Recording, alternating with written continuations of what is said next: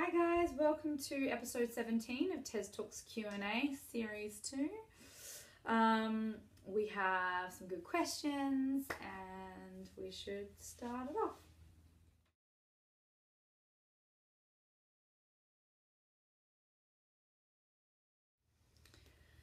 For me, I start off the day, I wake up, I have like an internal gratitude list, so I'm really grateful for today. The sun is shining, my child is smiling at me, I'll get woken up with kisses to the cheek.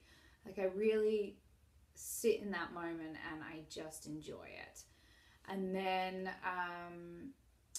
if I know I have this and that going on today, I have like 4 different things that I'm going to be doing. I try and think about, where am I going to be the in-between moments? And I use those moments to really process my present state of mind and take an inventory and check in with my body and see how I'm feeling. And I tap into my intuition to find out like what it is that I need. Sometimes I need a moment to myself. Sometimes I need a moment to listen to a podcast or read a book or take a bath. And so I make sure that I carve out that time each day for myself. And that helps me stay on track. There are other things that do too. My interactions with people on a daily basis have to feel real and authentic and connected. I think when I'm rushing, I don't feel that way. Whenever I start rushing, I'm not in my body at all. Like I can't drop into my body because I'm like one step ahead of myself.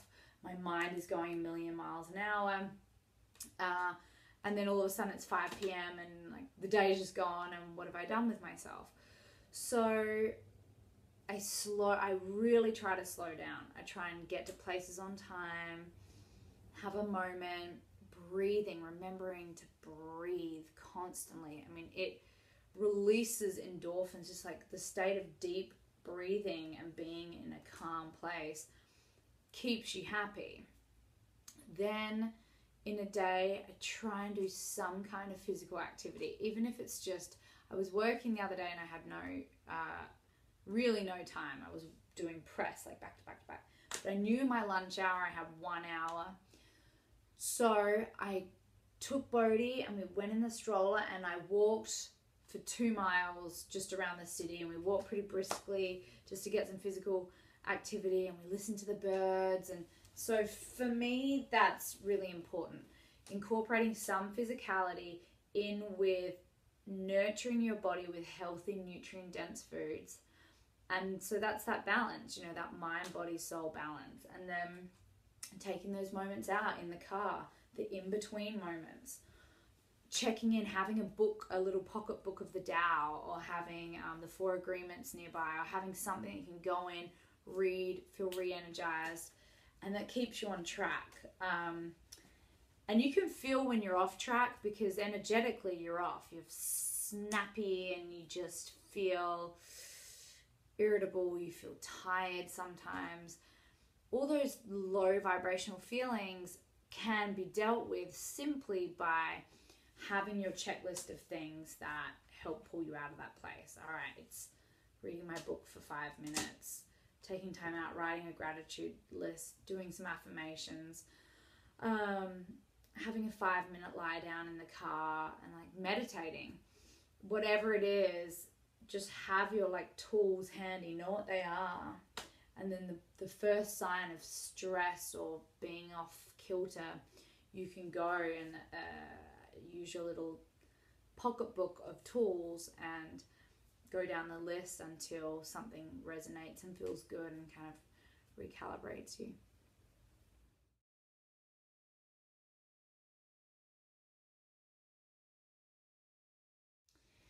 Yeah, I love that saying, everything happens for a reason, this too shall pass.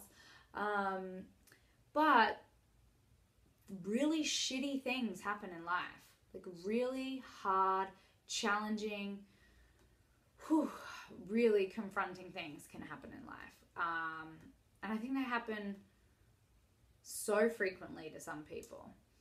And the way that you deal with them is integral. I think if you're not sitting in a place of real authenticity with yourself, you could just brush off something painful with like, well, I'm learning a lesson. Everything happens for a reason. Like, this was just supposed to happen. That's not actually getting into your feelings. It's kind of running away from the feelings that are coming up associated with whatever disappointment you're facing. You have to allow your disappointment to be there, your sadness to be there, your frustration to be there. You have to hold space for all of the low vibrational stuff. Because if you're not facing it and not moving into it and through it and feeling it, even if it's for 5 days straight, really what you're doing is you're just setting it aside, and it's going to come up in some form at some point anyway. And then you're going to have resentments, and it's not going to feel right. I call it soldiering through, where you just soldier through a feeling. You're like, well, you know what? That's just life. Life throws curveballs at you sometimes. That's not being accurate. I mean, it's not being authentic. It's not being healthy in any way at all. It's completely ignoring your little self crying out for some sort of attention. So if something really challenging happens, I completely appreciate the challenge. I sit in it. I can dwell in it. I like sit in the feelings, and I let them happen, and I cry and I cry and I cry and I get angry, and I like 2 days ago I spent a lot of the time crying. I didn't actually know what I was crying about. I think I was missing my husband. He was away, and I had just seen his movie, and it had triggered a lot of emotions for me about just his life and his upbringing. And I was just sitting there, and I was just in this place, and I was feeling it. But I loved it because I stayed in it. I didn't try to force myself out of that feeling. I just sat in it. And by sitting in it and appreciating it and being present within those feelings, that's how you're going to move through it. But you're going to be doing it in an organic way. You're not going to be doing it in a forced way. Because anything forced isn't real. I mean, you still haven't actually dealt with where the issue's coming from, or where the emotions are stemmed from. So everything happens for a reason. I totally hear that, and I agree with it. There is a greater meaning to every aspect in our lives, and we do need to be vibrating on a high level, because when we are, that's when we are welcoming high vibrational things into our life. But that's also not to say that we have to just be human beings, and we just have to create that space for all of those feelings to come in, for us to be obliterated by our ego, to have these normal parts of life come in and knock us off course. I mean, it's all a part of it. I mean, the only way you can learn is by falling off the horse, right? And it's the only way you can find a lesson, is to go through it and to just be brave in those feelings, not to force them away. And you just have to be patient too. I mean, it's all about being patient.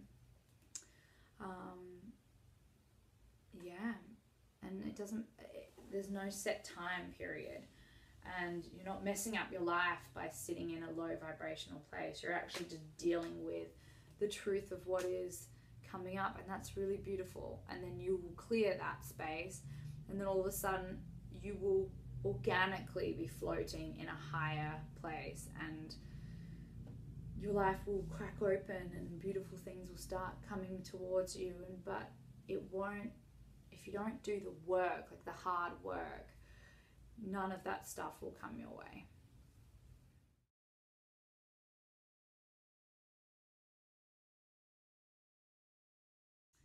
I think you're being too hard on yourself.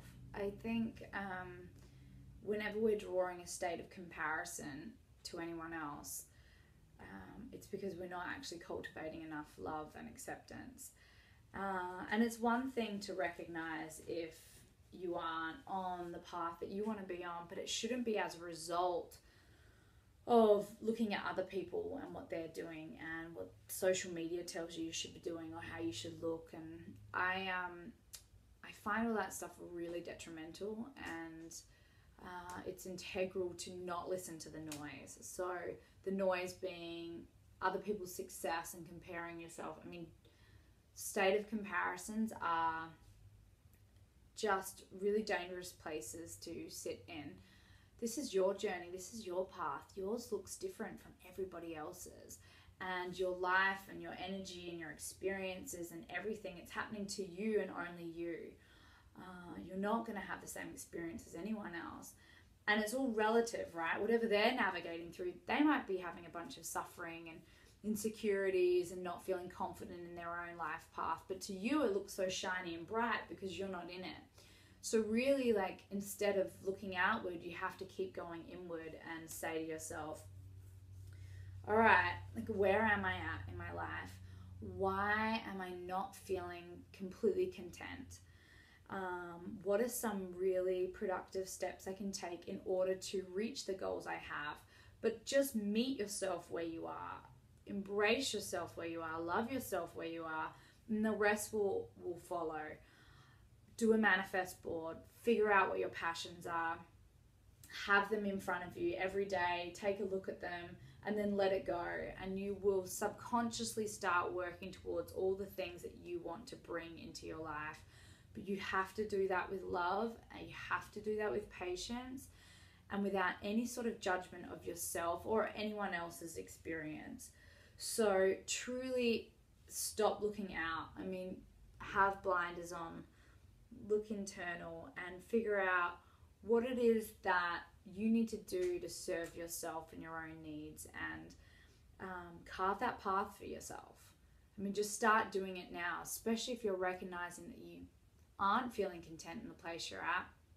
Start making the choices and the small little decisions in your life that will bring you onto the path that you want to be on, but in a way that you can continue to be loving and accepting and embracing and be your biggest cheerleader. It's absolutely important. And yeah, I wish you all the best. Okay, guys, that's it. And I will see you again next week. All right, bye.